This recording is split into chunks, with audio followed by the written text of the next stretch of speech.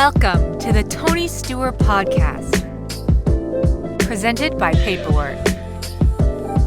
Be prepared for life.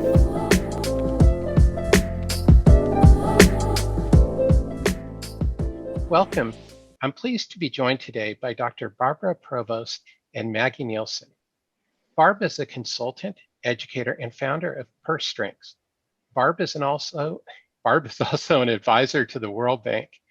Maggie is a partner at Purse Strings and is focused on empowering young women to be in the financial conversation. In this episode, we'll be discussing how women can become financially fearless. Thank you for having us. Barb and Maggie. Yeah, thank you for having us, Tony. Yeah, it's a real pleasure. I'm looking forward to learning more and introducing my audience to the work you're doing at Purse Strings. So a great place to always get started is your origin stories. What are your origin stories? Sure. So as you stated, my background is I am a consultant in the insurance and financial industry because my background is I'm an adult educator.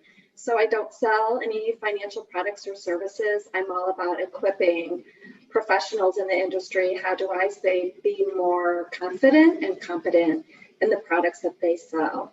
And during my 25 years of consulting in the industry, I could see where the female market was really being overlooked. I could see it in the sales process. I could see it in the marketing materials. I could see it in a lot of the different nuances that were being trained, that I was developing training for. So then about 8 years ago, I was going through a divorce and navigating that divorce process. And I could see where women, either going through divorce or some of my friends who have lost their husbands, were really struggling with some financial foundations in their lives about could they afford to get divorced, life insurance, savings, all of those kind of foundational elements that I thought most women at this point in their lives should know about. And that's where I launched into a conversation with Maggie. Do you want to take it from there, Mags? Sure. So, of course, one day Barb was drying her hair and she told me to get my computer and just start writing all these notes in her head about, how the financial industry was really missing the female market. And, a lot of these females are underprepared. And since she's an educator, she had to fill that gap. So we had a lot of adventures and focus groups and different things where, we heard this common story among women of more of Barb's age range and the struggles they have gone through financially. But it was interesting then when I went to school and lived with multiple different female roommates, hearing their financial story at a younger age, the way they kind of believed money, the way they were going about their student loans, already accepting the debt that they had or their situations, or, really having a positive outlook. And it was always interesting seeing those two comparisons. Fantastic. One of the words you mentioned, Barb, is confidence. Do you both feel that confidence on the part of consumers also comes into this? I know you were talking, Maggie, about origins with your friends in college. Is confidence part of the equation? I definitely think confidence has a lot to do with everything that we approach. And women often in the focus groups, like Maggie said, we facilitated, they lacked confidence. Not all women, but many women felt as if, we were not raised to talk about money. Money was kind of the faux pas. You just didn't have those conversations. You didn't ask people how much money they made or what they paid for things. And I've heard this conversation a lot. And also, and I think Maggie can speak to this as well, we kind of recreate what we learn. So Maggie can share some observations of what she's learned working with me and Purse Strings and how it was so different than what some of her friends learned from their experiences. Definitely. I mean, there are a lot of women who, from their families, they never talked about money and already accepted that, these loans and they're going to file for bankruptcy one day and then everything's going to be a clean slate where, I was always raised we were looking at different colleges and really assessed them by the budget already up front and how much each school was, how I'm going to pay monthly bills, not every last dollar, but really taking that overall view and kind of looking at the outlook of when you graduate, these are going to be the loans. How are we going to go about taking care of those? How, what kind of position would you get to pay those off, And so it was very interesting, the different kind of structures people had with their family, of the conversations or lack of conversations that were really there. So it was just a very interesting, different perspective from all these different women. And there was really every story in between. Yeah, that is amazing. You would think that as part of the educational system that there'd be more of a focus on that, but everybody has their own money story, and part of it is because of how we were raised and how our families discuss money.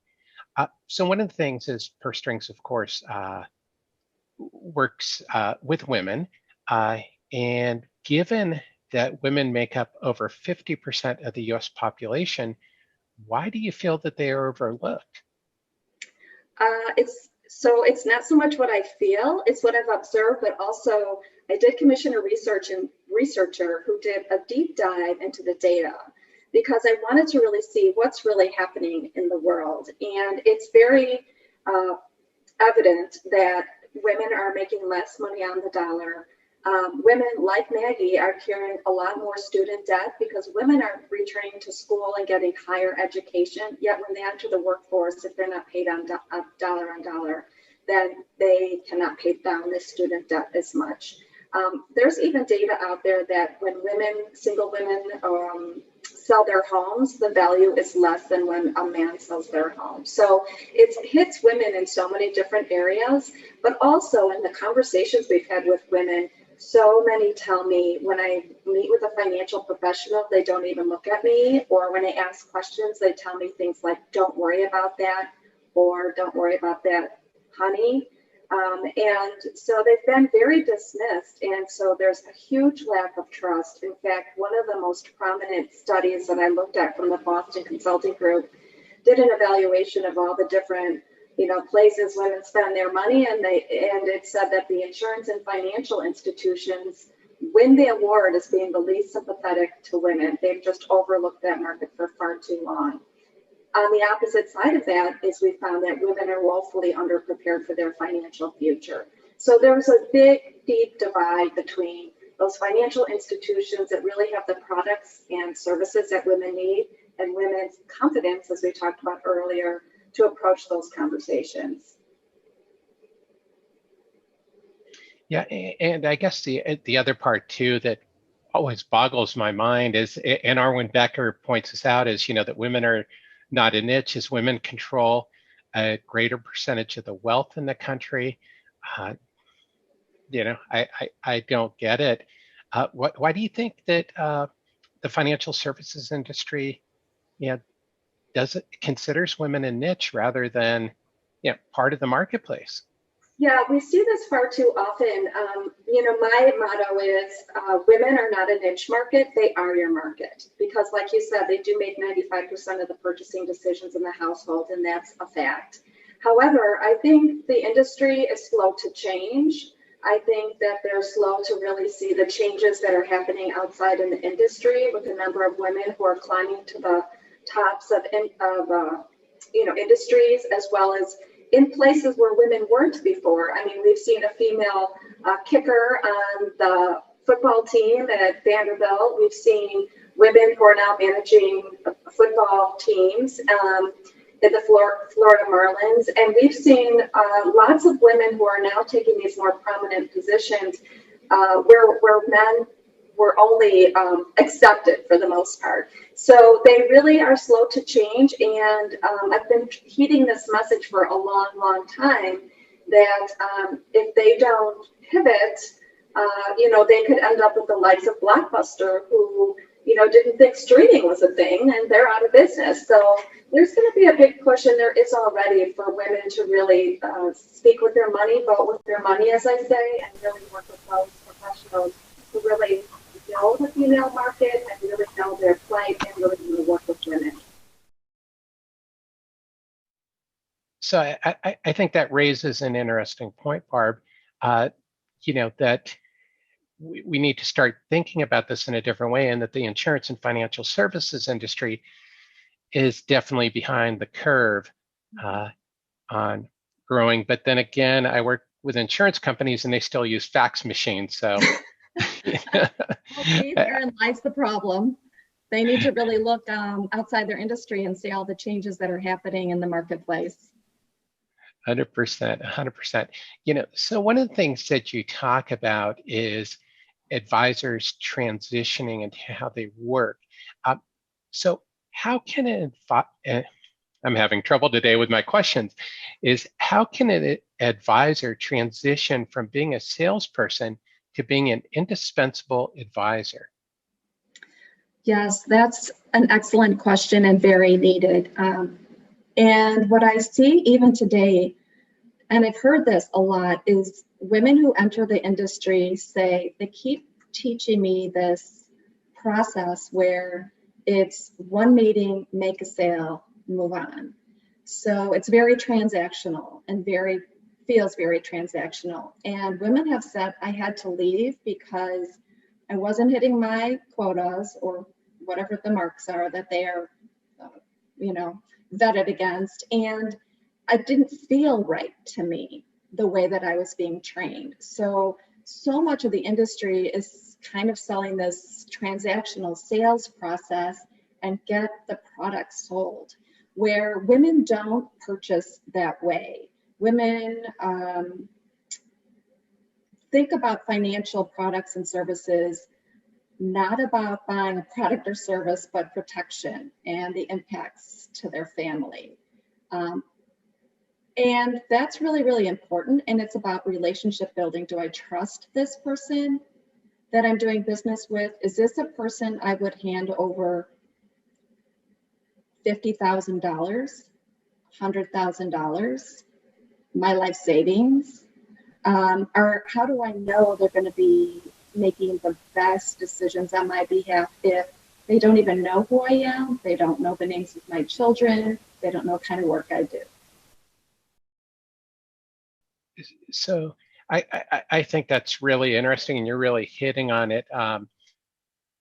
That it's how the industry, I think, does their product training, and I think that's why the industry struggles sometimes with some of the products and services and with its reputation, is because it's transactional based rather than solving a problem for people. And I think women are especially, maybe it's because women are used to having so many different things to solve, that maybe that's part of it, that women want to cut to the chase and find out how is this going to solve the problem that I'm looking for. So I would say that's very true, and we want a problem solved. And we gather all this information, but we don't make the decision right then and there. And so a lot of people, you leave and they just call that a lost sale, where we're just thinking about it, and chances are, we'll come back with a couple more questions and be willing and ready to buy a product. But since we didn't buy it day one and we left, a lot of people are just kind of throw you off and say that's a lost sale. And so it's a lot about that relationship building and just how we purchase differently. And we take a little bit more time to think about it, because it's not just an ROI, but it's, will this support my family if anything were to happen? That's really our first thought, is supporting others, supporting the family, because we are always that safety net. Fantastic. And I think that's so important for people who are listening, is to think about that as a difference is to retaining clients, to developing a relationship that it is all about a relationship. It's not just that one step in, that asking those questions will also help you as a consumer get the right product. And I think that's so important. So I think this leads us very well into the next question is, Barb, what inspired you to purse strings? Well, a lot of my observation, and I tell this story a lot, when I was in Target one day and the woman who was at the checkout and bagging my groceries was of retirement age. And I thought, I wanted to take her hand and say, do you really love doing this work? or do you have to do this work? And then I read this great article in The Atlantic, which really validated that women of retirement age often have to, you know, put several little part-time jobs together to help pay their bills. And I thought, why is this happening to women? What is the issue here? So Maggie, as you graduated from college and everything, what made you decide to get involved with purse strings? Yeah, well, I have been with purse strings since the start. Since Barb is actually my mom, we've always been having these conversations through dog walks, through dinners, and everything else. So when I did go to school, I was definitely less involved. But after I finished up my MBA and COVID hit, it was a perfect opportunity for me to really jump in and work on purse strings full time, because I really did have the passion of, and I still do, of, educating these women. And I really do want them to all have these amazing retirements that we dream of, but no one has really taught us how to get there. So I work on purse strings and run all of our technology and all that fun stuff. But I really focus on getting more of my target market, or of women my age group, to come to the table and to come to purse strings and use the purse strings approved providers, ask their questions, and make them feel financially fearless, because it's a pretty good feeling when you got it all under control. Definitely, and money plays such an important part across all spectrums of our life, that financial fearlessness, that confidence is so important.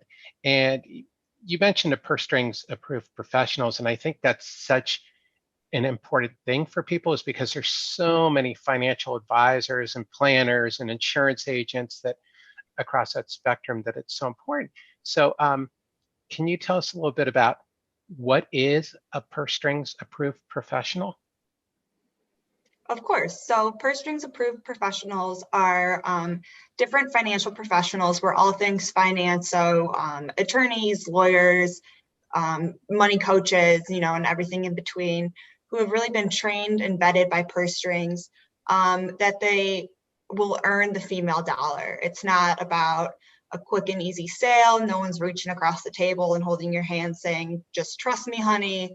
They will answer your questions. They will give you time to think about it. They will give you options and really assess what and your family's needs, on all the, bringing in all the different variables of age and family and everything else. They're people that we would suggest to our girlfriends, to our sisters, to our aunts, to our uncle, or any other female. It's not just like, oh, that's the guy that my brother-in-law told me to use. These are people who will really support you and be part of your financial team.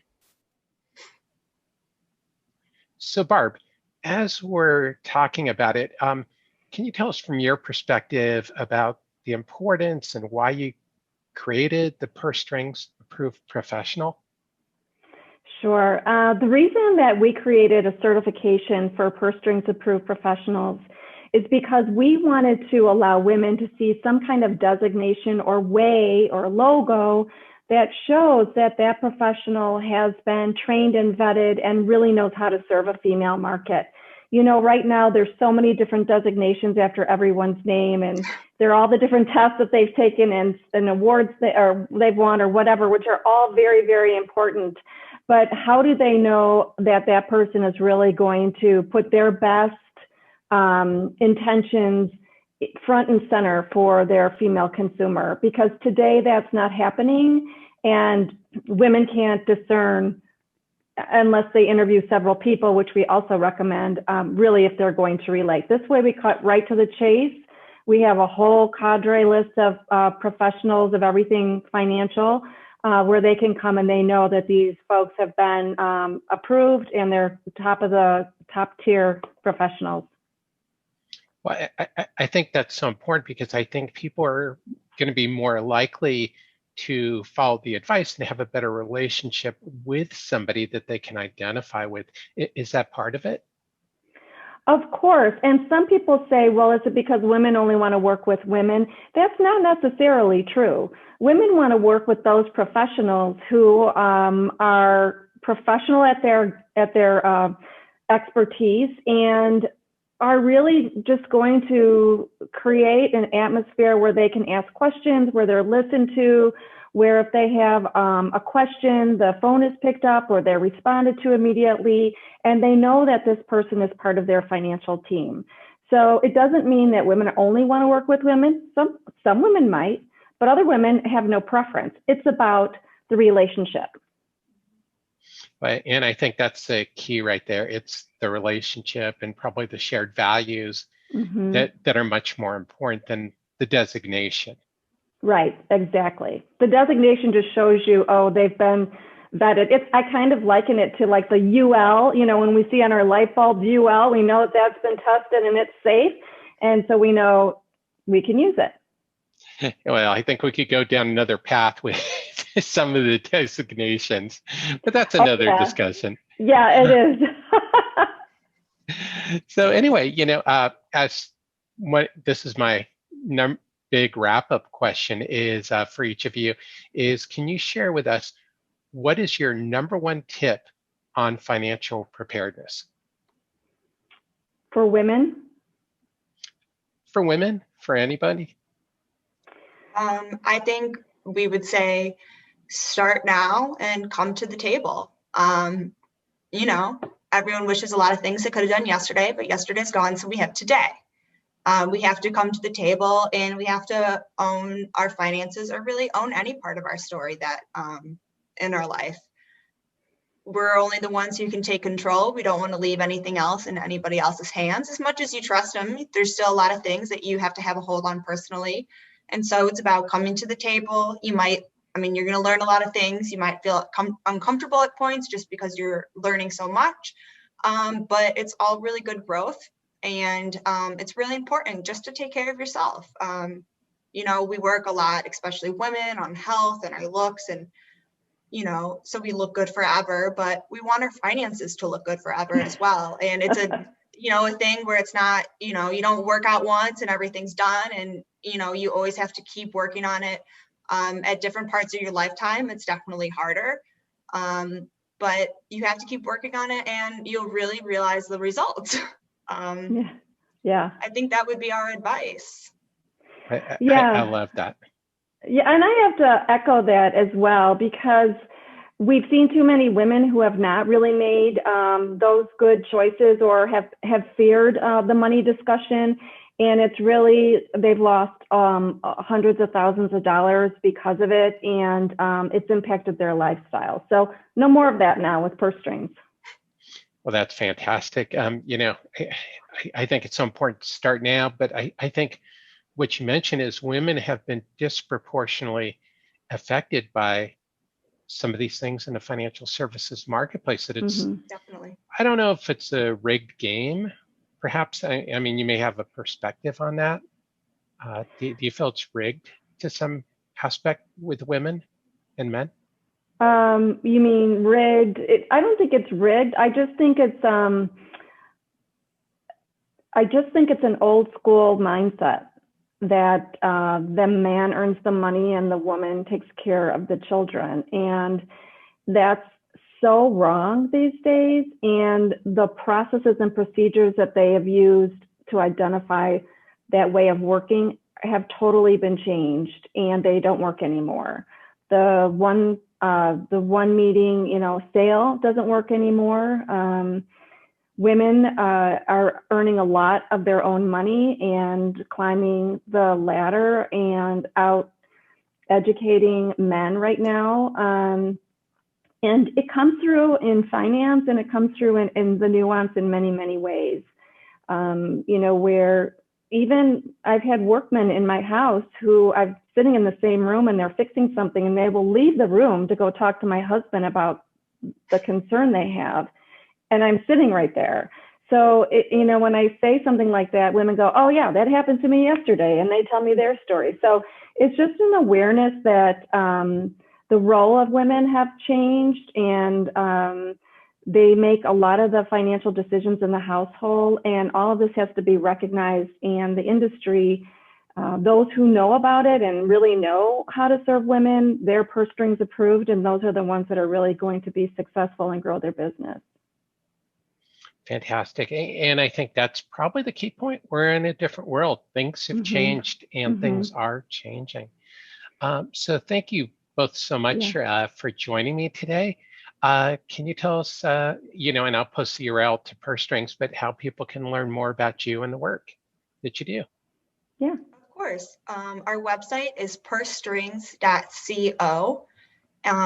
You can find us also on Facebook, Instagram, LinkedIn, Pinterest, all that good stuff, at Purse Strings CO. And we'd also love all our women to join our Purse Strings Facebook page, which is Purse Strings for Financially Fearless Women. And we have consistent education on there, done by professionals, one tidbit at a time, so nothing's overwhelming. It's a safe spot to ask questions, to get advice, and to really be part of this warm community that's going to support you and cheer you on through your financial journey. And I think the other thing is, Barb, can you hit just a little bit on the guides on your website? I think those are incredibly valuable. Sure. So our goal is always to put tools and resources in the hands of women 24/7. So anytime they're thinking about, let's say they want to buy a car and they know they need auto insurance, but they have no idea about auto insurance. We have what's called life and money guides on our site that they can just go to, and they're the basic foundational concerns that you might want to look at. If you're buying a house and need house insurance, if you're, buying a car, need auto insurance, if you want to know how to start a budget, if you, want to know what you need to do to plan for retirement. They're just the foundational elements to get people thinking. Goes over terminologies. We have some scenarios in there that they can work through, and they will leave after having that, be more confident to go have those conversations with financial professionals. And we have lots of other resources too. Ask an expert. So the top questions that are always asked of experts are already answered for you on the site. If there's still a question out there that you still want, there's a form to submit it to us, or you can just click on any one of our Purse Strings approved professionals and they'll answer it for you.